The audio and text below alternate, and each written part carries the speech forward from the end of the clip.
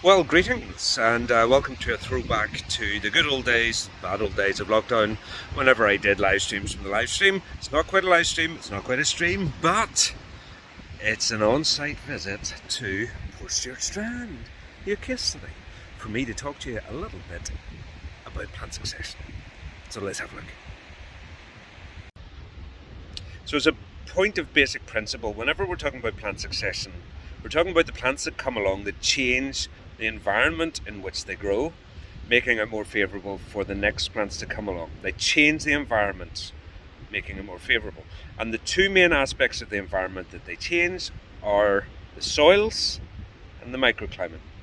So basically, a plant arrives, improves the soils and microclimate, another plant takes over, which improves the soils and microclimate, and then another plant takes over, which improves the soils and microclimate. Rinse and repeat until you get to climatic climax. If you keep that principle in mind, that's the key thing. Plants arrive, improve the soil and microclimate, new plants take over. So with that in mind, let's go and explore the beach a little bit. So Portstewart Strand, and here we are right at the front of the dunes. Now there has been quite a bit of erosion over the last few years, so the dunes are a little bit steeper here than would have been the case, but what you're starting to get is some new embryo dunes beginning to form, and I can see that there's a plant beginning to grow. Let's see if we can identify what this plant is. Looking for results, and it's going to tell me that this is part of the sand couch grass, which is exactly what we would expect in our embryo dunes. To the colonizers, and pardon me, what I'm hoping you'll see is that the sand is gathering around them. They thrive under burial, and the sand gathers around them and allows it to build up the angle. Can you see the angle of that? Beginning to build up a little bit, which builds us up above the influence of the sea, and that begins to improve the conditions, which create the conditions for the next set of plants to come along. So we go from our sand couch there up to something that looks very, very similar, but it's a different type of plant. This is your classic marram grass. And we can see here the embryo dunes into the fore dunes, just like that. You're seeing that the sand couch there have improved the conditions along these next plants then to take over. They thrive under burial as well, and they're improving the soil and the microclimate as well. You're starting already to get a little bit more shelter in there, and the soil will gradually improve, although it is mostly just sand at the moment. So let's go up here and see if we can leave behind the fore dunes, get over the top here.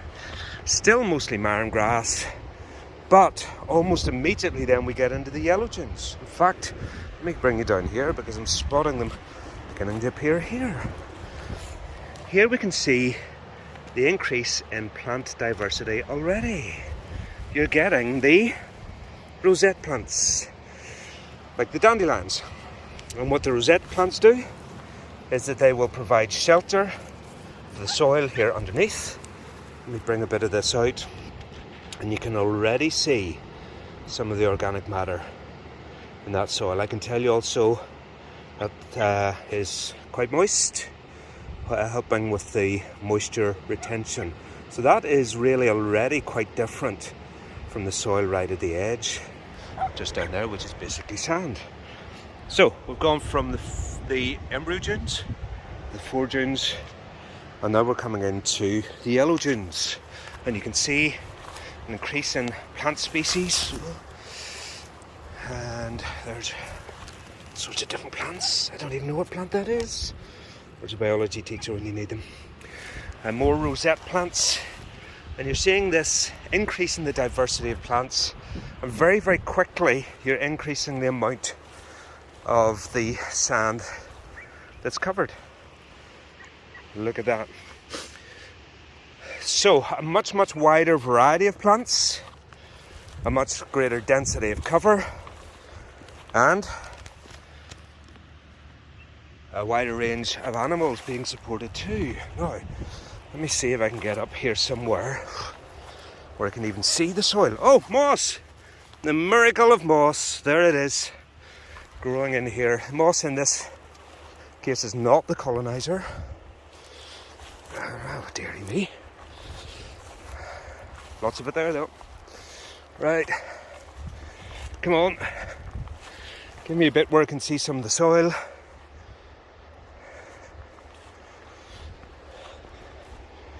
Can't find in any.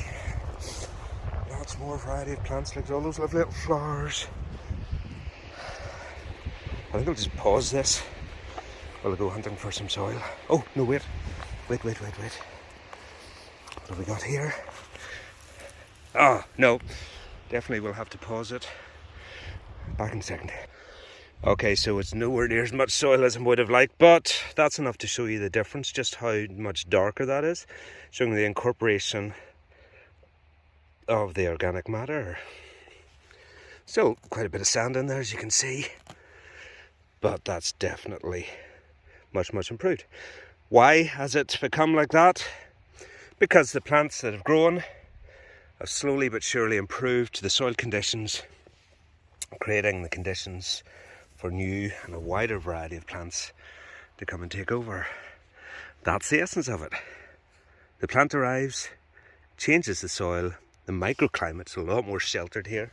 You can imagine that this vegetation is insulating the soil both in terms of temperature and stopping the evaporation of water from the soil.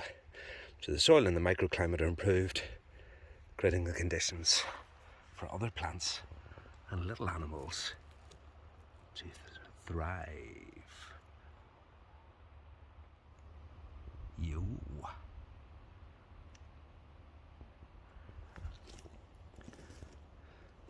You've left your house behind, mate.